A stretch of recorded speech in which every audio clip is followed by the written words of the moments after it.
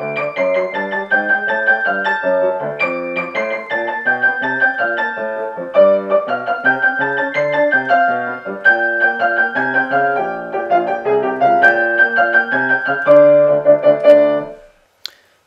I would really have used this song for my medley, but because I think it's really a crazy song.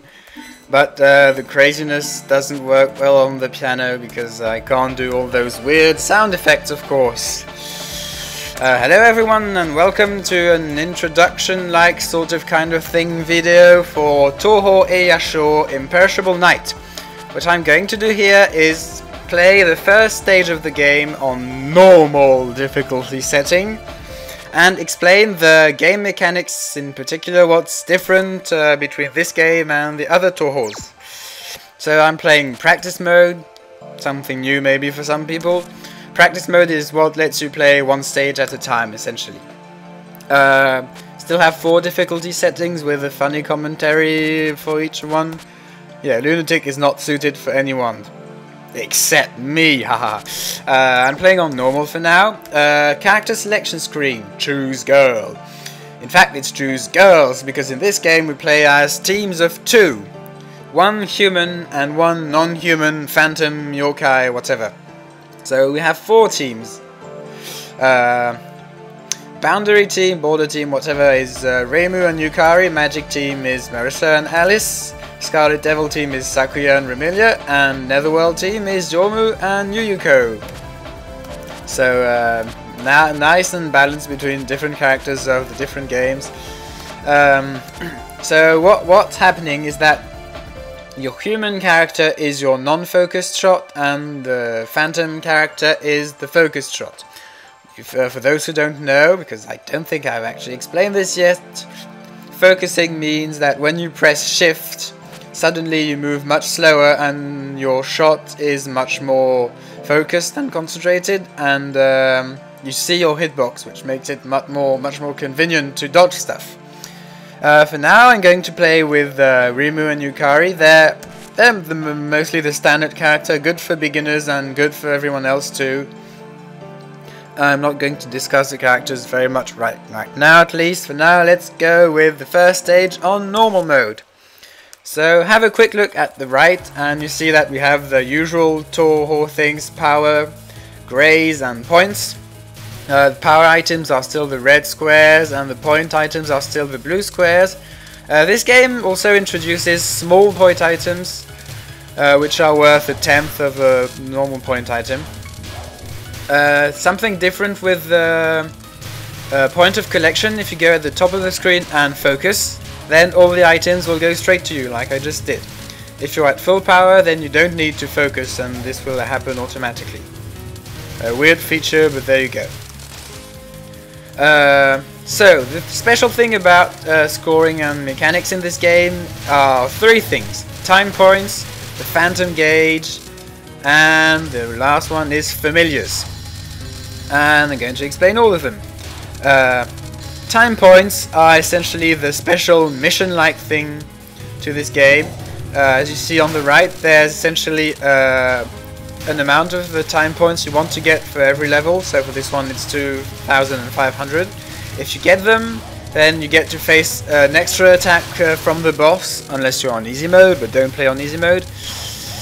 And your time will progress slower. I'll explain that another time, it's linked to the plot. And let's explain the phantom gauge during the dialogue. Read the dialogue if you want to.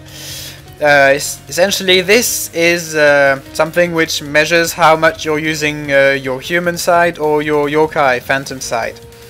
And what happens is that, so the thing goes between minus 100% for human and plus 100% for yokai, and increases in whichever direction of the type you're using.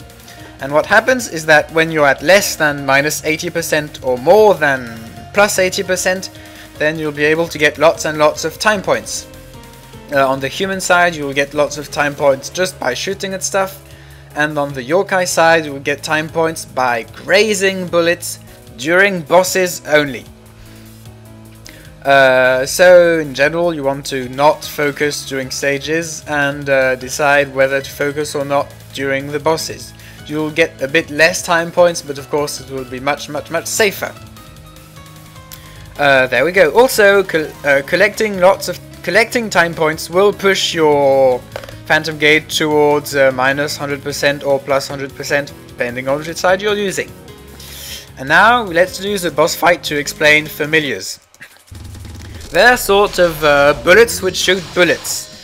Here, Wriggle here is going to shoot 3 familiars very soon. 4 actually. There we go.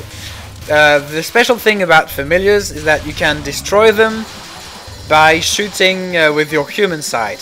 While if you're using the phantom side, then your shots just go straight through them. They actually become sort of invisible too. So you want to decide whether to destroy them or to go straight for the boss. If you attack the familiars with your human side, half the damage you deal to the familiars will also go to the boss. So it's not wasted. It's never wasted.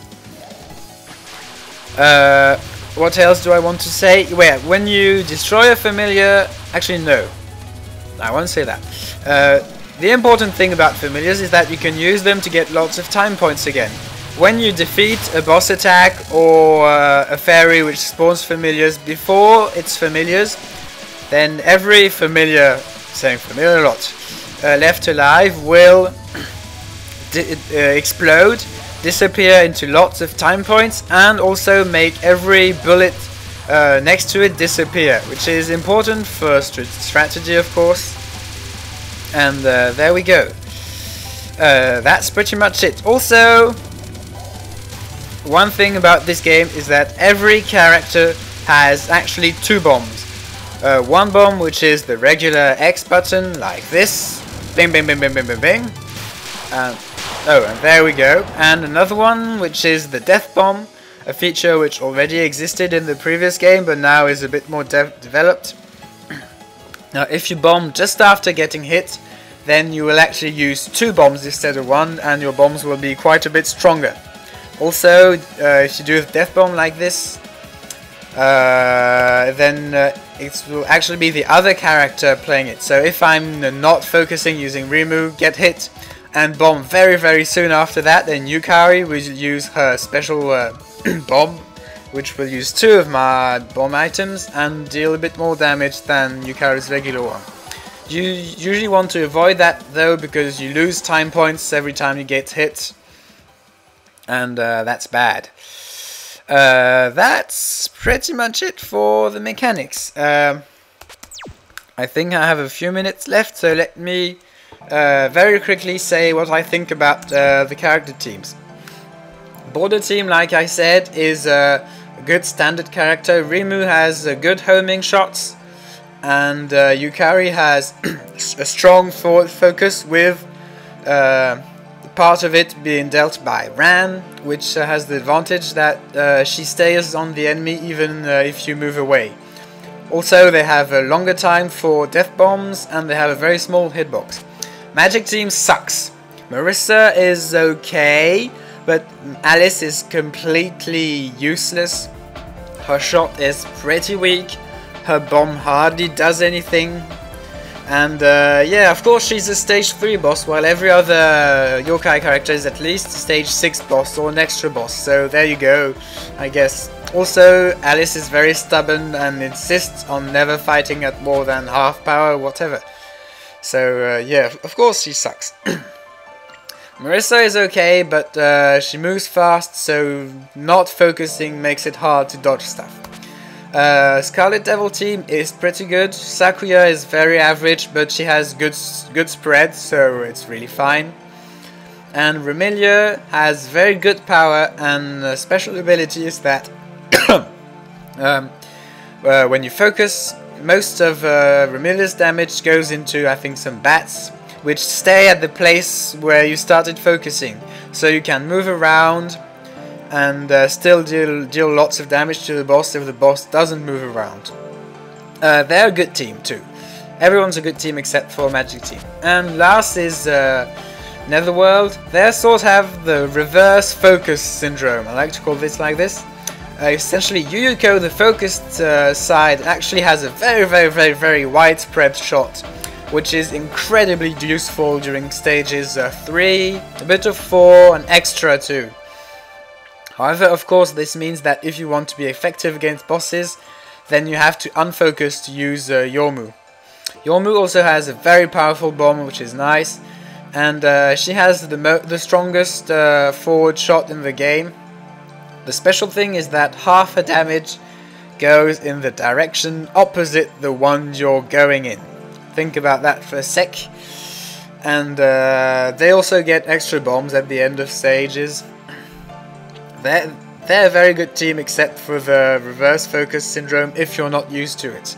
I'll be doing my main LP with the Rimu team because I've been used to playing as them. And that's pretty much it. Hope this wasn't too boring, and see you guys next time where I play the game on Lunatic Mode. Bye!